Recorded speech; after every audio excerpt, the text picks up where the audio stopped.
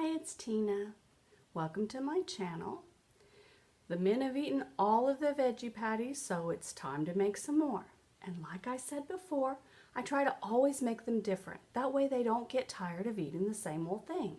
If you've got to pack a lunch and you're limited to sandwiches, veggie patties are a really good way to go. They're just as good eaten cold as they are warm. If I'm pressed for time for a dinner, I can pull some out of the freezer and I can just heat them up, throw in a baked potato and a salad, and I've got dinner on the table just in minutes. So this week I thought we'd do some Southwestern. I've got some tomatoes from the garden that need to be used up, and so I'm going to start with them. I filled my food processor with the tomatoes, and I'm just going to give them a quick blitz.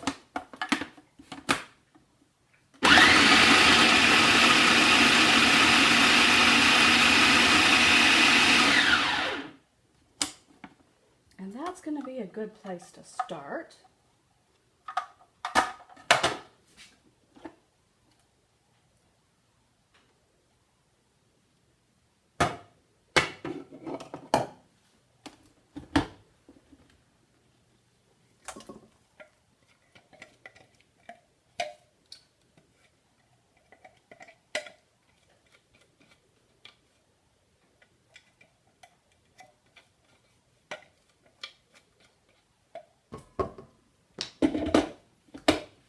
I've got a can of whole kernel corn.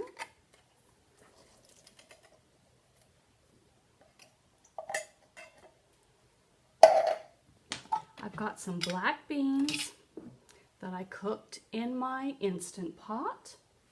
And I didn't use any salt. I just threw in some garlic when I was cooking them. And that's, what, a quart jar? I'm going to use about half of that.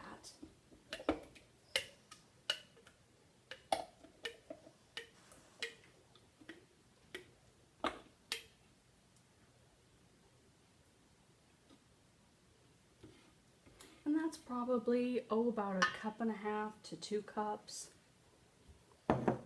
Notice I keep my beans in those jars. I cook them in the Instant Pot. On my batch cooking day, I fill my jars and then I stick them in the fridge. And I do that with a lot of different beans. So I'll have pinto beans, garbanzo beans, most people call those chickpeas here, and then black beans, and then whatever I'm making, I can just pull those out and heat them up, whether it's burritos or veggie patties or just a side dish.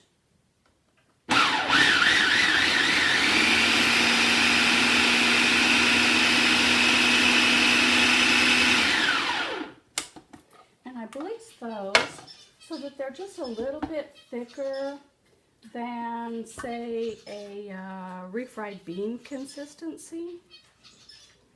And I want the beans to be blitzed because they need to hold the patty together. And if you can throw in some whole beans just for added texture, but you want at least half of your beans to be smooshed. Technical term there, smooshed.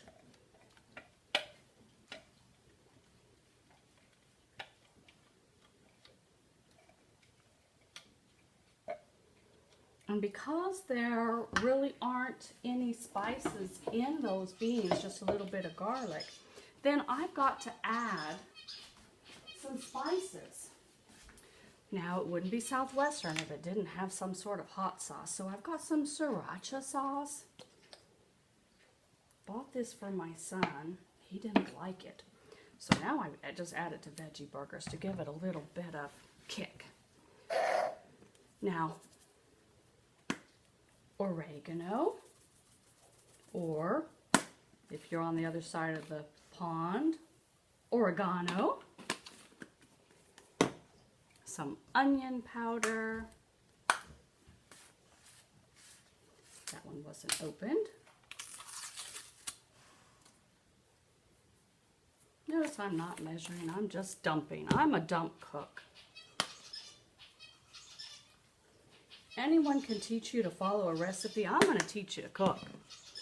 And some garlic. Oh, that was chili powder, by the way. This one, chili powder.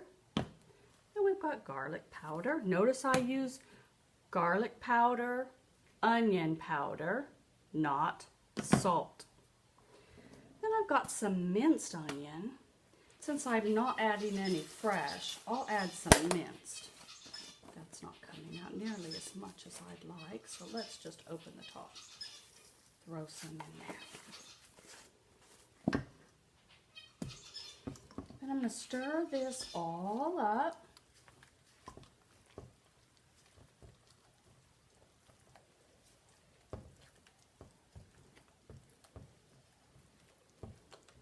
Then we've got our binder that we're going to add to hold it all together, and that is our oats.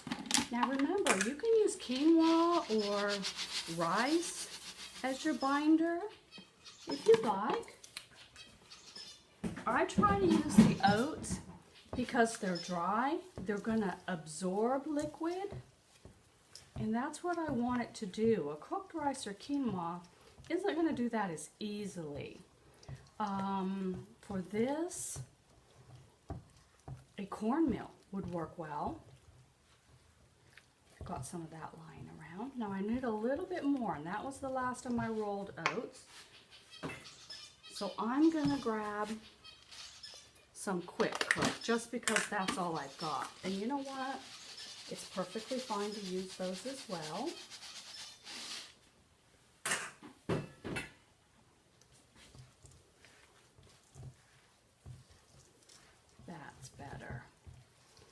Pay attention to our consistency as we stir. We want it to be firm enough to hold together, but not so dry that it's going to crumble. There we are. That's a bit better. Doesn't that look good?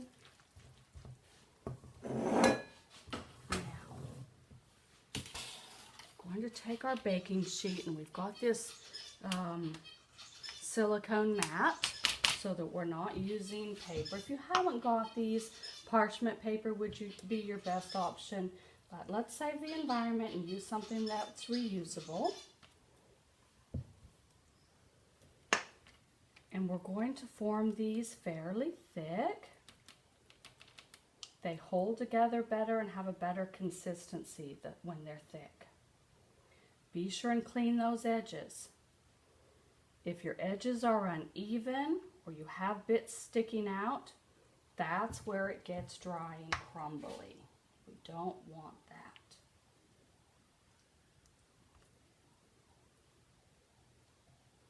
That is a tomato that did not get smushed enough. Let's pull that out of there. Sorry about that, guys. Really thought I did that long enough. Nobody's perfect.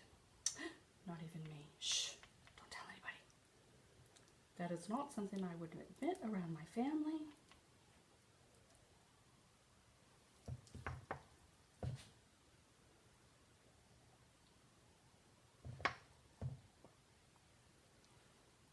And we're just going to fill this up, all our patties. Now if you watch that first video, it's going to be the same cooking instructions. We're going to do 375 for 20 minutes in the oven.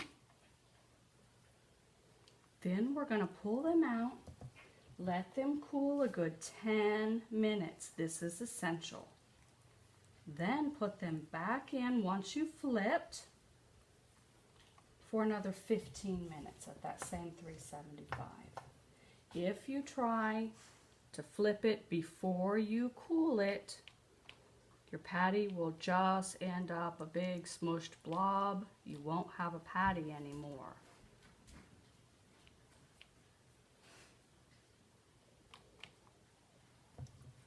I belong to a lot of Facebook groups. And it seems like everyone has the same issues, the same questions when they're starting out. And they all have said that they tried to flip them over and, you know, regardless of whose recipe they were following, they tried to flip them over and they just fell apart. Or, you know, they were just a dry, crumbly mess. And so that's what led me to start playing around with my recipes.